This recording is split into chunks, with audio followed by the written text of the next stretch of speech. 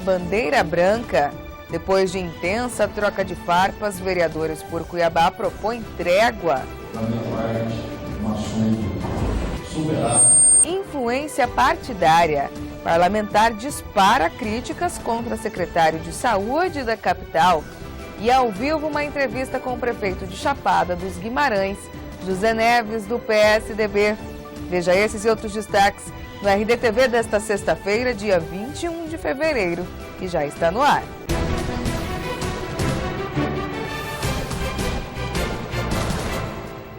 Olá, tudo bem? Na sessão da Câmara de Cuiabá desta quinta, 11 projetos encaminhados à Prefeitura retornaram ao Legislativo com vetos. Um deles, de autoria do vereador Toninho de Souza, do PSD, causou polêmica em plenário. Entendo por quê na reportagem. O veto da Prefeitura de Cuiabá ao projeto que prevê a criação de uma sala no pronto-socorro municipal para que os próprios vereadores acompanhem em loco os serviços prestados na unidade, gerou discussão em plenário. Toninho de Souza, do PSD, autor da iniciativa, defendeu a fiscalização intensiva por parte dos parlamentares. Então não é Rogério Galo, procurador do município, que vai querer impor o que essa Câmara deve fazer. Não é ele que vai mandar no meu trabalho como legislador. Eu vou puxar a fila.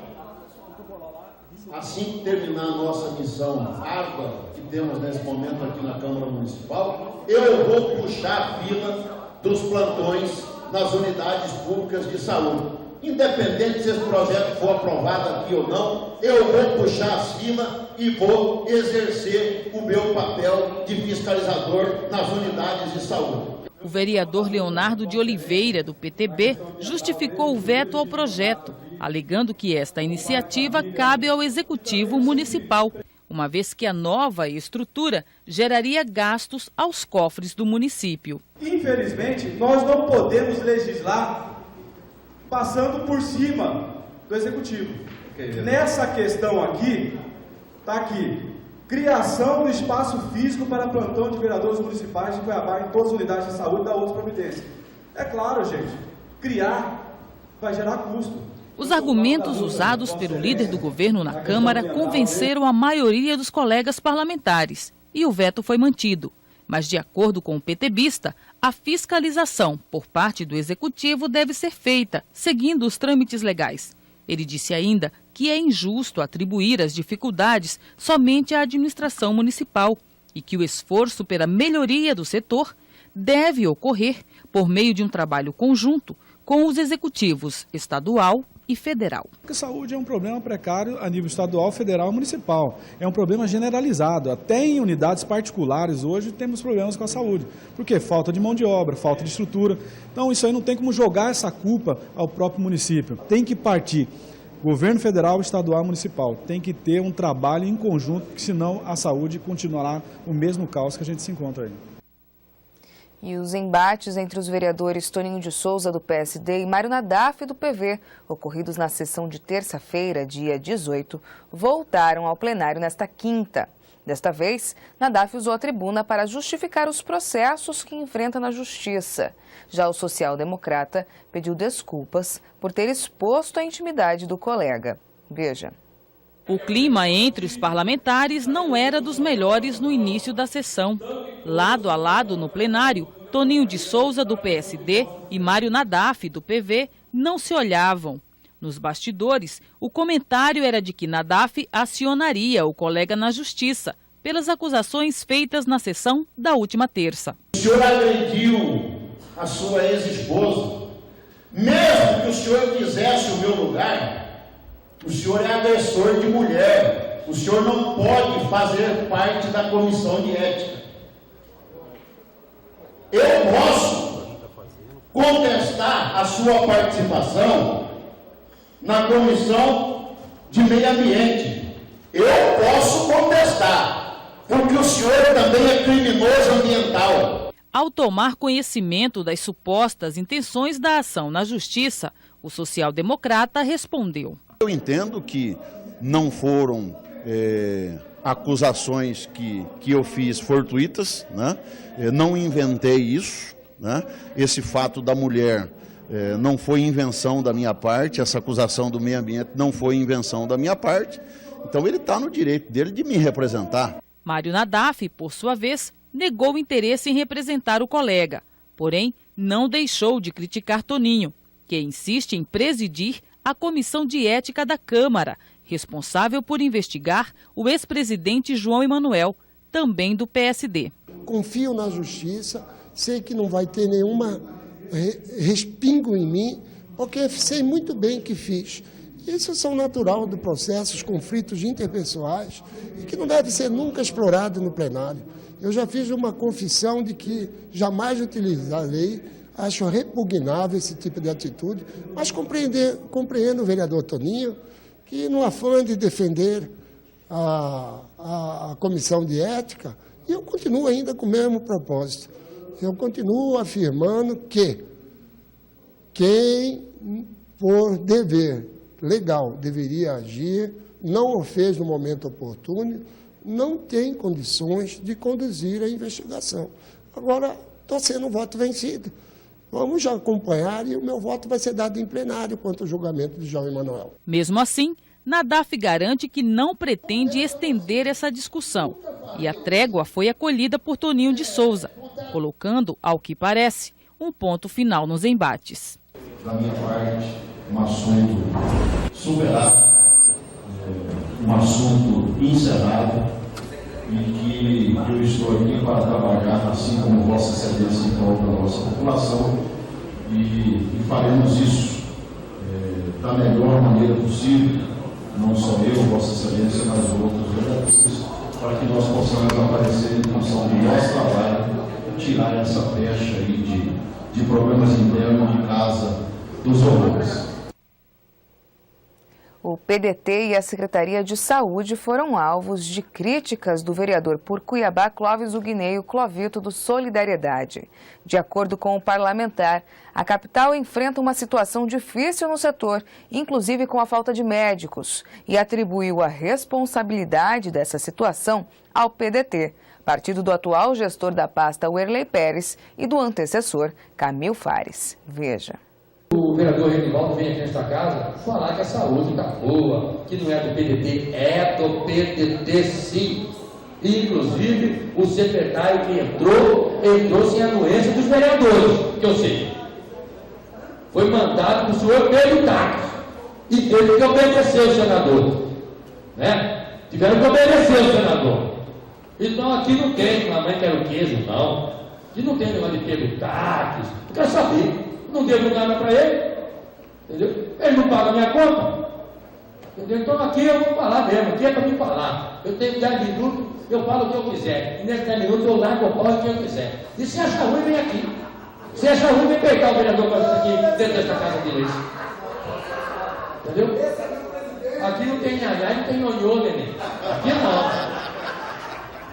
Eu faço esse homem subir no coqueiro, igual o prefeito Mauro Mendes, para pegar água de coco. Aqui não tem isso não, porque fizeram um negócio aí do Ministério Público, Polícia Federal, né? Araraca, não é isso? Tá lá a cara dele tampado, né? O paraquinho da moralidade. Mas tá lá a cara dele, não sei o que é aquilo. Eu não quero saber disso aí, porque eu não participo dessas operações, né? Eu já fui muitas vezes fiz muita cirurgia, operei muito, né? Mas não faço parte desse tipo de operação, né? Faltando cerca de 20 dias para encerrar o prazo de conclusão do relatório da CPI da CAP, o presidente da comissão, vereador Renivaldo Nascimento, do PDT, solicitou a prorrogação de tempo para a entrega do documento. O pedetista quer mais 60 dias para concluir os trabalhos. Segundo Renivaldo, o prazo estendido vai servir para intensificar a investigação, apurando os problemas bairro a bairro e concluir as fases de oitivas ainda em fevereiro com depoimentos dos representantes da Sanecap e da CAB Cuiabá. Mais informações na reportagem de Marcela Machado, no portal do Grupo RD News. E você não saia daí porque na volta temos os detalhes da audiência pública realizada na Assembleia Legislativa que tratou sobre a questão das áreas da Empaer. Voltamos bem rapidinho.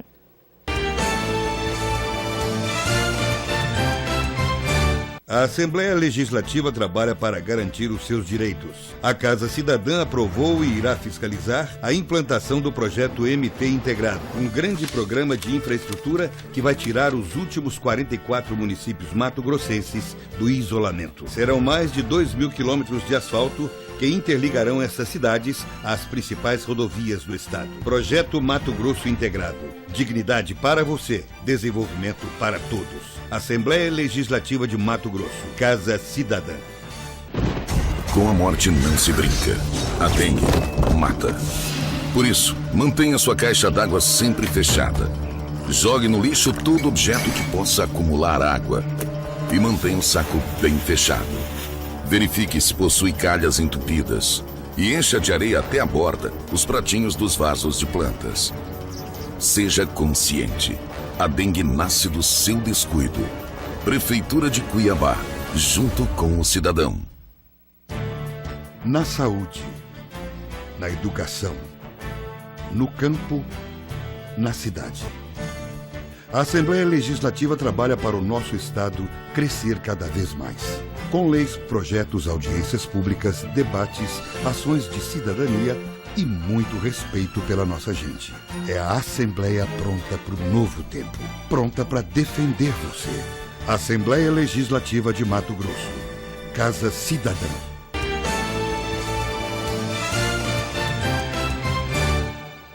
Confira agora os detalhes da audiência pública realizada na Assembleia Legislativa, que discutiu a intenção do governo de leiloar as áreas da Empaer.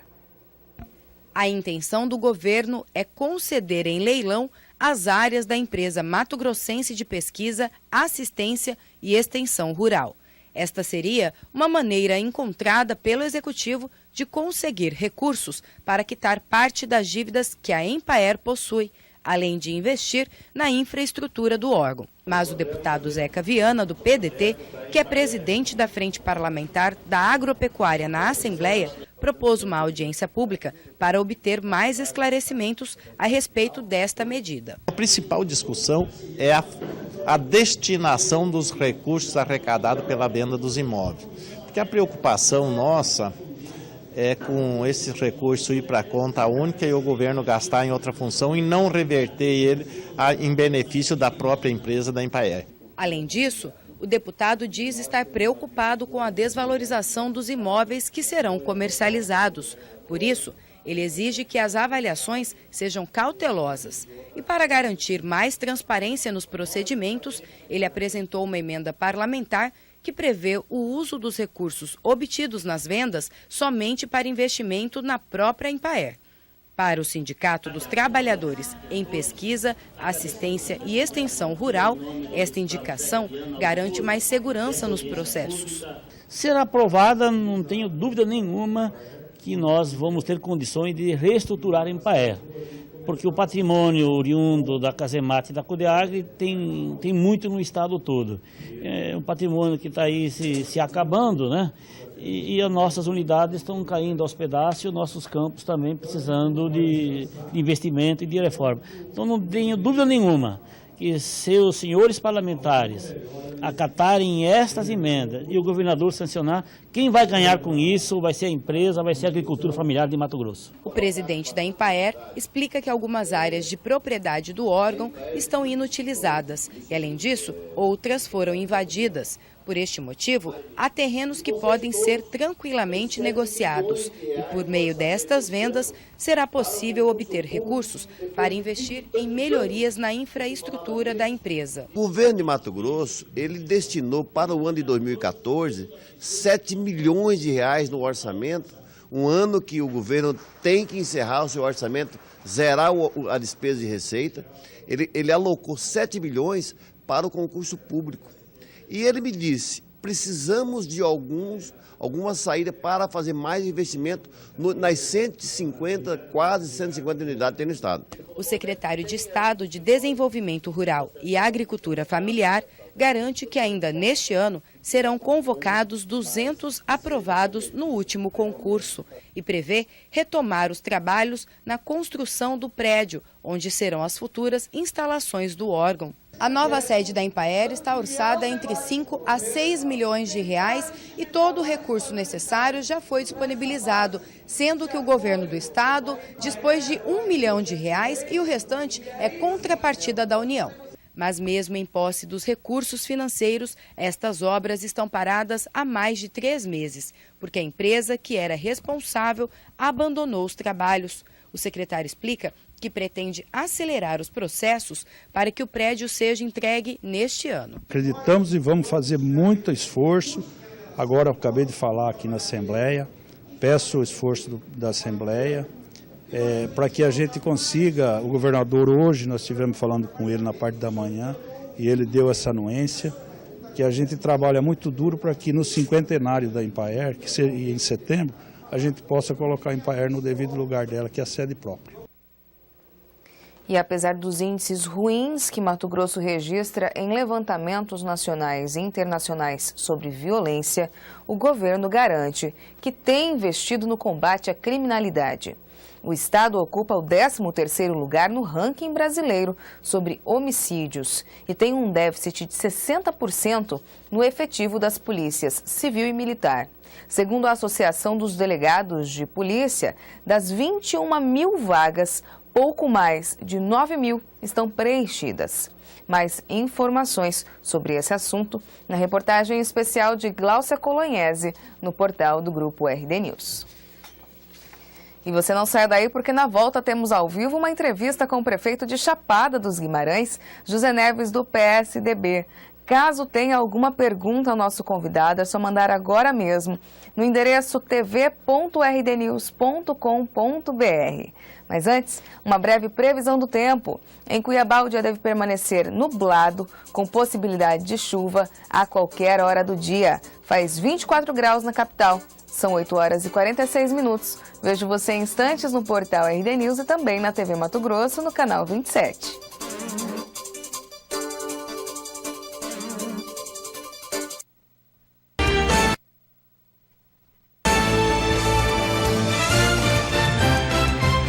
Rotas da Copa. Procure evitar o trânsito dos horários de pico. 7 horas às 8h30, 11 horas às 12h30 e 17 às 19 horas. Procure rotas alternativas no seu caminho. Saiba mais no site www.mt.gov.br. O destino pode ser tentador, mas essa viagem não tem volta. Todos os anos, milhares de pessoas são iludidas com propostas de trabalhos tentadoras. Duvide sempre de oferta de emprego fácil e lucrativo. Tráfico humano. Não embarque nessa. Denuncie. Disque 100. O câncer de pele é o mais comum entre os brasileiros e mata. Durante o verão, na piscina e na praia, os cuidados devem ser redobrados. Câncer de pele. O sol deixa marcas que você não espera. Previna-se.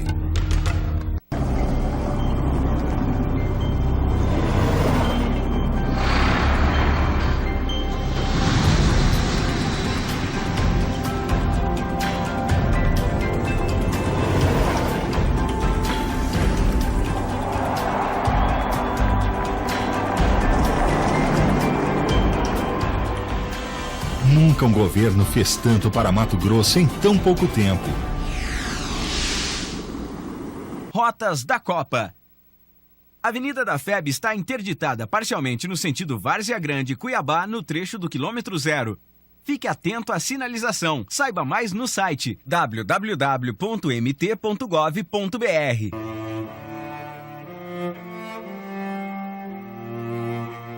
A violência sexual contra a criança e o adolescente é uma prisão, onde o condenado é a própria vítima e a sentença dura a vida inteira. Denuncie esse crime. Só assim vamos libertar o futuro de muitas crianças. TV Alencastro. A Prefeitura de Cuiabá entregou à população a reforma geral da Escola Silvino Leite de Arruda, no bairro Planalto, a primeira unidade de ensino da rede municipal a receber uma transformação física, um novo conceito e qualidade. Entre as inovações estão a colocação de telhas termoacústicas, pisos e revestimentos em placas. As paredes das salas de aula e corredores também foram reformados e ganharam pintura nova. O local que a criança frequenta é fundamental. É um ganho para a comunidade, né? Nota Cuiabana, peça a nota fiscal de serviços e concorra a prêmios. Saiba como participar no site da Nota Cuiabana. A Prefeitura iniciou os trabalhos de implantação do corredor exclusivo para ônibus aqui na Avenida Getúlio Vargas. O recapeamento da avenida já está sendo realizado. As faixas para trânsito de ônibus e táxis começaram a ser sinalizadas. A medida reduzirá o tempo do usuário dentro do transporte coletivo, já que aumentará a velocidade do tráfego nas vias. Eu acho que fica mais rápido. Adianta pra caramba. Eu gostei dessa ideia. Prefeitura de Cuiabá, junto com o cidadão.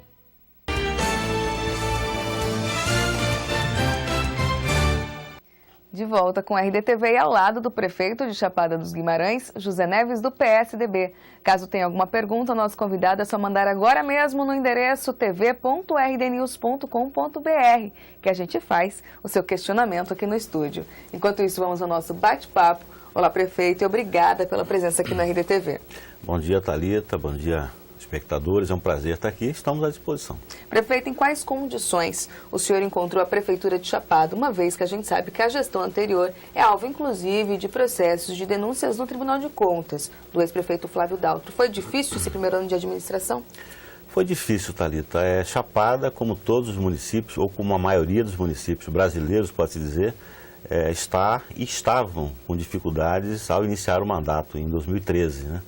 Mas, felizmente, a gente conseguiu equilibrar a economia do município e hoje nós estamos com todas as nossas contas em dia, a nossa receita é baixa, mas estamos conseguindo manter todas as atribuições monetárias devidas pelo município. O orçamento hoje gira em torno de 2.300.000, é isso? Exatamente. É possível fazer investimentos fora disso? Não é, Thalita. Esse valor que você citou corretamente, a nossa receita é em torno de 2.300.000, 2.400.000, dá para atender as necessidades básicas do município. Saúde, educação, limpeza urbana, organização do serviço público de modo geral, mas não sobra recurso para investimentos. Então, para investimentos de grande porte, nós dependemos de recursos do governo estadual e do governo federal. Falando dessa dependência, então, Chapada dos Guimarães é um município muito próximo à capital, cerca de 60 quilômetros, e está incluído aí na rota da Copa, do turismo da Copa. Exato. O governo do estado liberou a torneirinha dos recursos e Chapada vai garantir um bom investimento para a Copa ou ainda não apareceu esse dinheiro? Olha, na verdade, Thalita, Chapada é utilizada e foi utilizada durante toda a propaganda da Copa, nossa Copa do Pantanal, e até o presente momento o estado ainda deve investir em Chapada dos Guimarães. Nós não temos nesse momento nenhuma grande obra, nenhum grande recurso do governo do estado sendo investido em Chapada, né? Devo ser justo e lembrar que a obra da água, da nova estação de captação da água está em andamento, né? E é uma obra que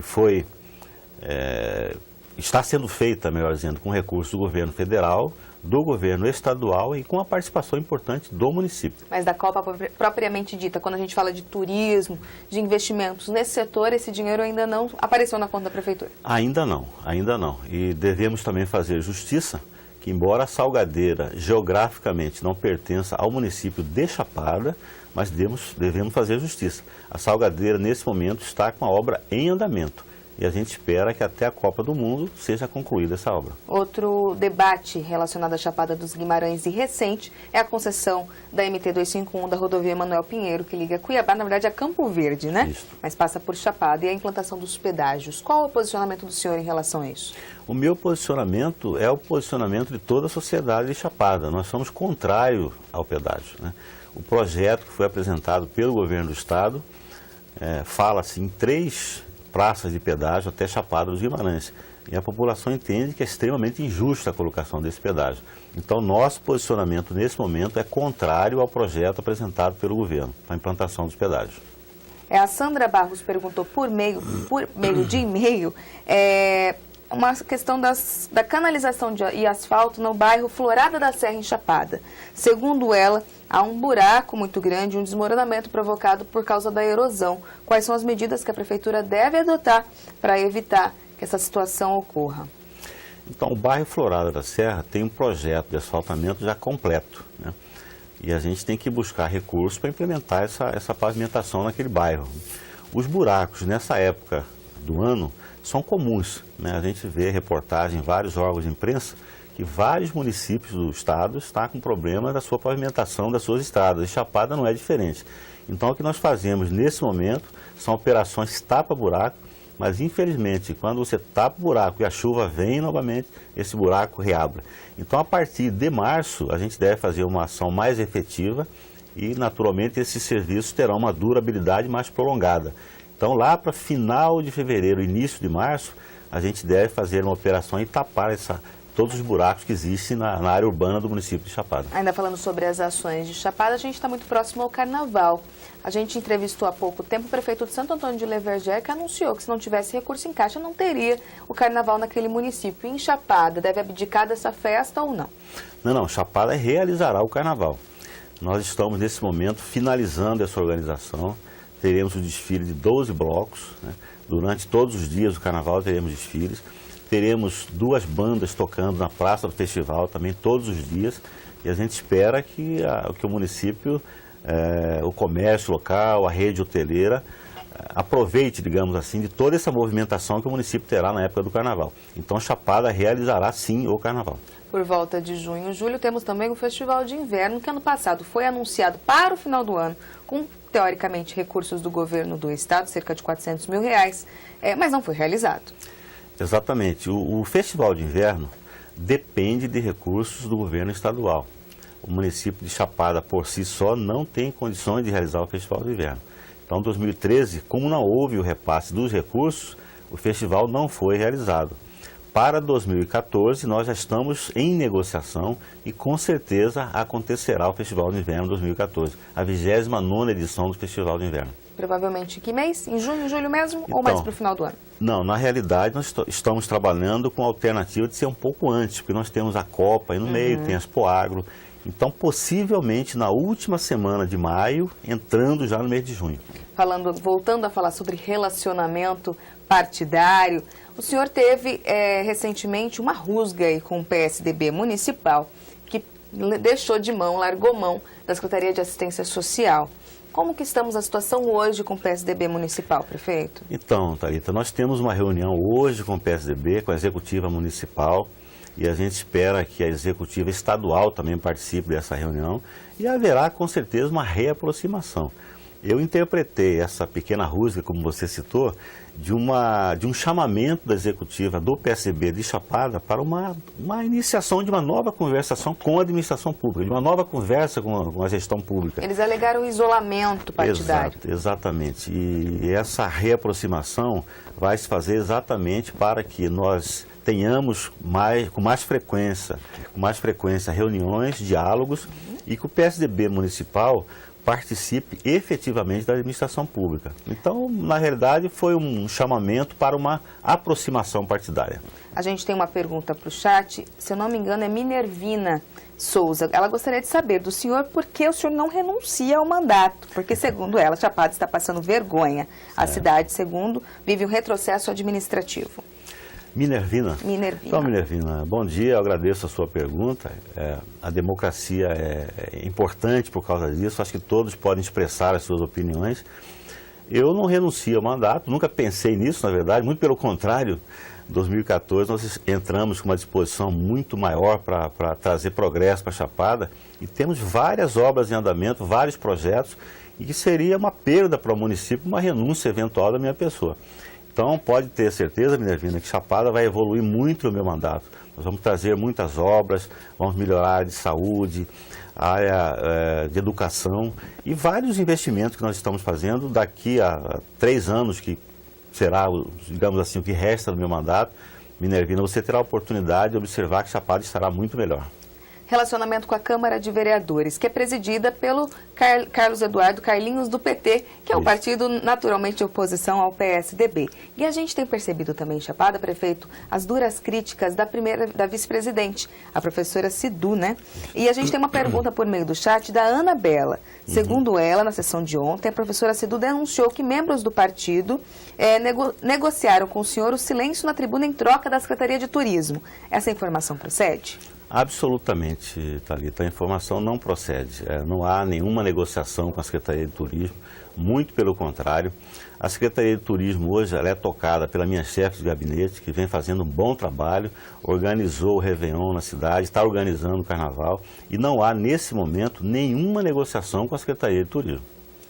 Ela ainda pergunta por que o diretório não conversou com todo o diretório, conversou somente com alguns membros.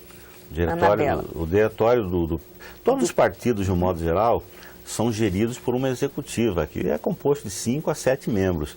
Então, essa executiva ela tem a prerrogativa de tomar algumas atitudes, né? Dependendo das negociações, obviamente, a executiva chamará, ou teria, digamos assim, a disponibilidade de chamar os membros do diretório para tomar alguma decisão de maior porte.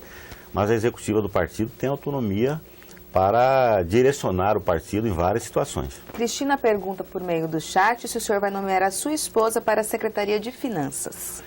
Não, é uma situação que não foi nem cogitada, né? A minha esposa tem problemas familiares no momento, está cuidando da família e não tem cabeça nesse momento e nem tempo para gerir uma secretaria tão importante quanto a Secretaria de Finanças. Então não há essa possibilidade. Para encerrar nosso bate-papo, a Anabela ainda pergunta pelo chat como o senhor explica a saída da sua base de todos os partidos que o elegeram. Primeiro, segundo ela, o PMDB e agora o PSDB. Então, na verdade, não houve uma saída, né? O que está ocorrendo com o PSDB, como eu já falei, uma necessidade de uma reaproximação. O PMDB continua fazendo parte do governo, meu vice-prefeito é do PMDB, que é o Lizu Cobstein, então não houve, na verdade, um racha. Muito pelo contrário, hoje nós temos, participando da administração nossa, em torno de 8 partidos. Então não há esse racha colocado pela espectadora. O senhor acha que, de repente, houve mais concentração na gestão do que na lide partidária nesse primeiro ano e isso acabou incomodando os diretórios? É possível que tenha acontecido isso. E politicamente, as circunstâncias às vezes mudam, né? Então, nesse momento, as negociações com os partidos estão avançando, né?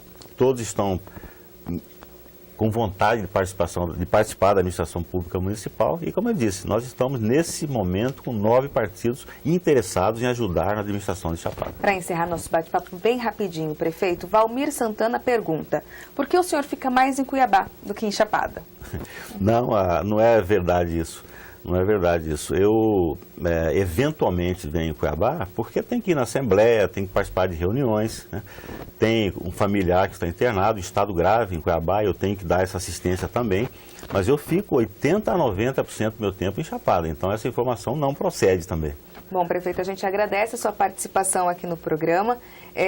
A gente tem muitas perguntas e muitas participações por meio do chat, a gente repassa para o senhor, para depois responder pela assessoria. Ok, Thalita, agradeço a RD News pelo convite, foi um prazer estar aqui e estamos sempre à disposição. Assim que vocês acharem necessário, estarei à disposição para vir até aqui. Obrigado. Certo, prefeito. Obrigada. Então é isso. As perguntas que não foram feitas ao vivo ao prefeito, a gente repassa a assessoria e numa nova oportunidade ele vem ao programa ao vivo. A edição dessa sexta vai chegando ao fim. Nos vemos de novo ao vivo na segunda-feira, às 8h30 da manhã. Um bom descanso e até lá.